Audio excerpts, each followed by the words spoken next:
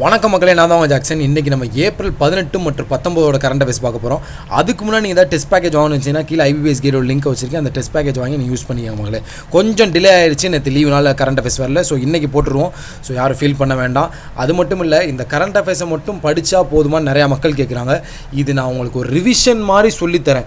இதை படித்து நீங்கள் அஃபேர்ஸ் லெவலில் போயோ கிரேடப்பில் போயோ IBPS கேட்டில் போய் படித்தா உங்களுக்கு படிக்கிறதுக்கு ஈஸியாக இருக்கும். அதனால நான் அந்த காமெடி க்ளூவாக வச்சு சொல்லித்தரேன். ஸோ இது மட்டும் பத்தாது, நீங்கள் எக்ஸ்ட்ராவும் படிச்சுக்கணும் மக்களே. சரி போயிடலாமா? Former UP CM Tiwari son Rohit Shekhar Tiwari மேலே பாஸ் ஆகிட்டார். சரியா, ரோஹித் அப்படின்றவர் வந்து முன்னாள் யூபி சிஎம்மாக இருந்திருக்காரு. ஸோ இவர் வந்து மேலே பாஸ் ஆகிட்டார். தான் நியூஸு. அடுத்து பார்த்தீங்கன்னா இன்டர்நேஷ்னல் ஹாக்கி ஃபெடரேஷன் வந்து பாகிஸ்தானுக்கு ஃபைன் போட்டிருக்காங்க. பாகிஸ்தான் பகித்தனமாக நடந்துக்குவாங்க. என்ன செஞ்சுருக்காங்கன்னு பார்த்தீங்கன்னா, நேஷ்னல் டீமை வந்து ப்ரோ லீக் மேட்சஸ்க்கு அனுப்பாமல் விட்ருக்காங்க. சரியா, ஸோ அதனால அவங்களுக்கு ஃபைன் போடப்பட்டிருக்கு. எவ்வளோ அப்படின்னு பார்த்தீங்கன்னா 1,76,000 euros ஃபைன் போடப்பட்டிருக்கு. அடுத்த நியூஸ் என்ன அப்படின்னு பார்த்தீங்கன்னா, IIT ஹைதராபாத்காரங்க ட்ரோன் டெவலப்மெண்ட் சென்டர் இந்தியாவுக்குள்ளே கொண்டு வர போகிறாங்க. சரியா, ஜப்பானோட ஒரு டைப் மாதிரி வச்சு இந்தியாவுக்குள்ளே இவங்க ட்ரோன் டெவலப்மெண்ட் சென்டர் கொண்டு வர போகிறாங்க IIT ஹைதராபாத்காரங்க.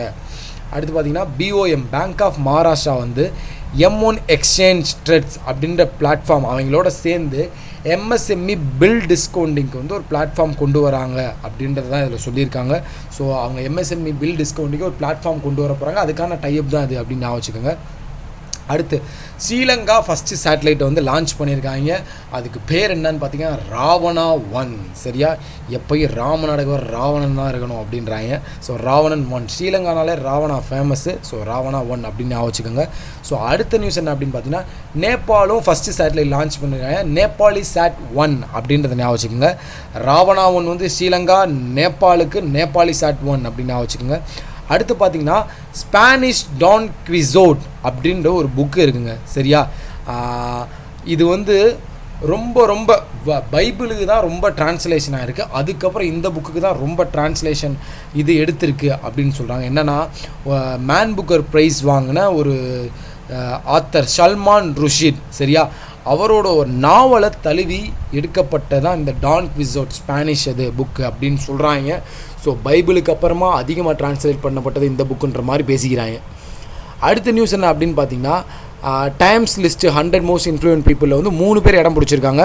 நம்ம Reliance industry chairman Mukesh Ambani, public interest litigators Arundhati Katju, அடுத்து மேனகா குருசாமி. LGBT ரைட்ஸ்க்காண்டி இவங்க வந்து ஓவராக பண்ணியிருக்காங்க அப்படின்றத சொல்கிறாங்க. ஸோ இவங்க 3 பேர் இடம் பெற்றிருக்காங்க. அடுத்து இந்தியன் அண்ட் வியட்நாமிஸ் நேவிஸ் வந்து ஒரு பைலேட்ரல் எக்ஸசைஸ் பண்ணுறாங்க. INVPN பைலேட் எக்ஸ் அப்படின்னு போட்டிருக்காங்க. ஸோ இது எங்கே நடக்குதுன்னு பார்த்தீங்கன்னா வியட்நாமில் தான் நடக்குது மக்களே. அவ்வளோதான், இது வேறு நியூஸ் எதுவும் இல்லை. அடுத்து பார்த்தீங்கன்னா நம்ம சர்க்கார் ஜெய்தீப் சர்க்கார் வந்து Indian next high commissioner to south Africa. Sarkar படத்தில் ஒரு சவுத் ஆஃப்ரிக்காவில் இருந்தால் இந்தியாவுக்கு ஓட்டு போட வருவார். ஸோ சர்க்கார்னாலே சவுத் ஆஃப்ரிக்கா அப்படின்னு வச்சுக்கோங்க மக்களே. ஸோ இதில் பார்த்தீங்கன்னா கேபிட்டல்லாம் படிச்சுக்கோங்க, கரன்சி படிச்சுக்கோங்க, பிரசிடென்ட் படிச்சுக்கோங்க. அடுத்து பார்த்தீங்கன்னா மாலிஸ் PM சோமிலோ பாய் மைகா ரிசைன்ஸ். பாய் சொல்லிட்டாரு பாய். ஸோ அப்படி ரிசைன் பண்ணிட்டான்னு ஞாபகம் வச்சுக்கோங்க. ஸோ அடுத்த நியூஸ் என்னென்னு பார்த்தீங்கன்னா, US வந்து இந்தியன் சஞ்சய் குமாரை வந்து ஜியோஸ்பேஷியல் அட்வைசரி கமிட்டிக்கு வந்து அப்பாயிண்ட் பண்ணியிருக்காங்க CEOவாக. சரியா, Delhi based Sanjay Kumar CEO of geospatial media and secretary of general world. ஒன்றுமே இல்லை, அந்த ஜியோஸ்பேஷியல் அட்வைசரி கமிட்டிக்கு வந்து இவரை US வந்து அப்பாயிண்ட் பண்ணியிருக்காங்க அப்படின்னு ஞாபகம் வச்சுக்கோங்க மக்களே. அடுத்து பார்த்திங்கன்னா 3 இந்தியன் டீம் வந்து நாசா ரோவர் சேலஞ்சில் வந்து அவார்டுகளை வின் பண்ணியிருக்காங்க. சரியா, ஸோ அவ்வளோதான். யார் அப்படின்னு பார்த்தீங்கன்னா வந்து அந்த யூனிவர்சிட்டி நேம்லாம் போட்டிருக்காங்க பாருங்கள், ஜூம் பண்ணி பார்த்தா தெரியுதா. KIT group of institution, Mukesh Patel school of technology, lovely professional university from Phagwara அப்படின்னு சொல்லியிருக்காங்க. ஸோ அவங்க அங்கே கொடுத்துருக்காங்க அந்த இது என்னென்ன அப்படின்னு சொல்லி அதை பார்த்துக்குங்க.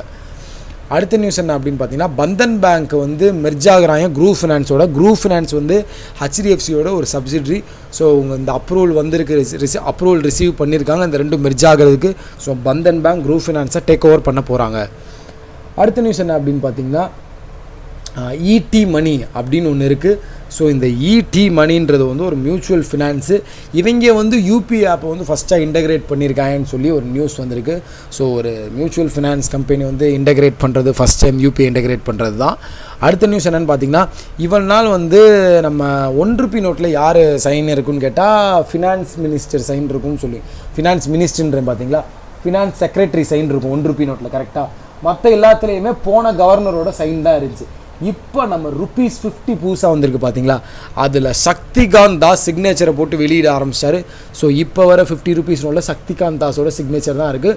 ₹1 நோட் பற்றின கொஸ்டின் அடிக்கடி கேட்டிருக்காங்க, அதை நல்லா படித்து வச்சுக்கோங்க.